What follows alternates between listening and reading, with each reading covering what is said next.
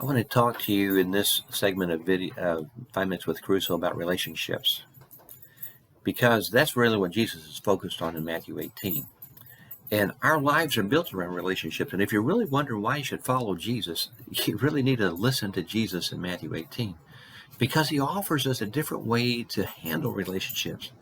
Now, if you think about how important this is, I mean, every aspect of your life is touched by relationships. We all have a whole life full of them.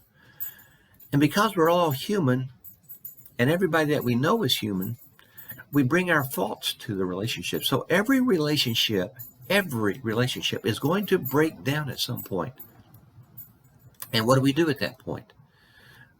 Well, that brings into play what Jesus is talking about in the latter part of his teachings, Matthew 18, this idea of forgiveness.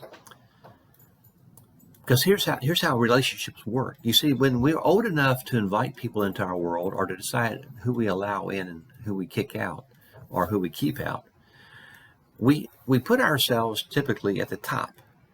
And anybody else that's part of our world, they fall in below us, and they stay there as long as they contribute to our lives. Something positive, not negative. If they become negative, if they become a dead weight, if they're just too much trouble, or if they offer nothing, we have nothing to do with them. If they're part of our life already, we kick them out. That's the way most relationships work. That's the way most people operate in this world.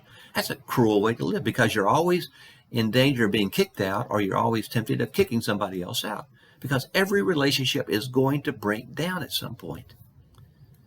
Well, the disciples are having a hard time understanding how to build relationships in the kingdom, because they want to put themselves at the top. That was the reason why they asked this question: who's the most important in your kingdom? And Jesus is saying, well, there's a whole lot of other people who are more important. And he gets to this point and says, even the person who wrongs you is more important. And you need to initiate forgiveness with that person. Now, before I get into this, understand, I'm not talking about domestic violence. Don't apply what I'm saying to domestic violence, or what Jesus said to domestic violence, because that's not what he's talking about. He's talking about this social order that people tend to operate with, themselves at the top, and they only allow people in who benefit them, and they kick people out who don't. That's what Jesus is addressing. And what about this person who's wronged you? Peter says, how many times should I forgive him? Jesus says 7 times. Well, that's a lot. But Jesus even goes further with a story about an unmerciful servant, to talk about why you forgive people.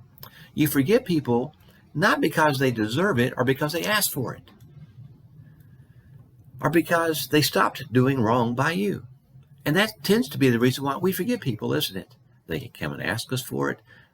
They've changed their lives. Now they're a positive. They're not a negative. Okay, we'll let them back in now. So now we'll forgive them. But the whole point of the parable is that you forgive people not because they deserved it, but because you needed it and it was given to you abundantly by God. When you and I come into the kingdom, God has to forgive so much in order for us to be able to be in his kingdom and to be in a relationship. And he's forgiven us so much, and he did it willingly.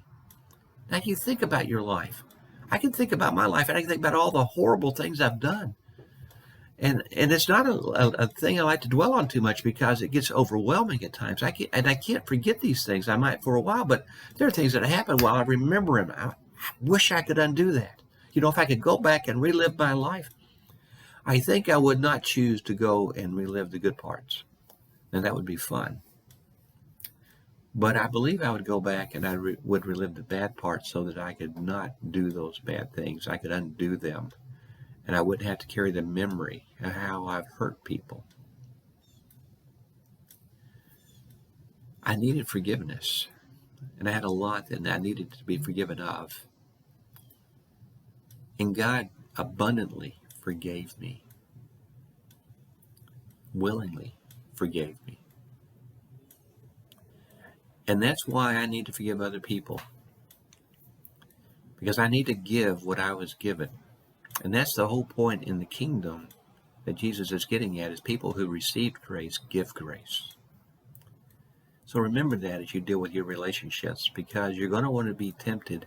You're going to be tempted to kick people out when they're negative, when they are more deadweight. Or you're not going to allow people in if you don't see that they contribute anything positive. And Jesus has given you a different model to follow. And just think how much better this world would be if we followed Jesus' teachings. Relationships are part of our lives. Broken relationships are part of our lives. It's up to us to make sure those relationships are mended and reconciled, and we're going to be called to forgive a lot of people. But we can do that because we've been forgiven. I hope I've helped you. Leave any comments if you want to. Send an email at booksbycaruso@gmail.com. And we'll see you next time.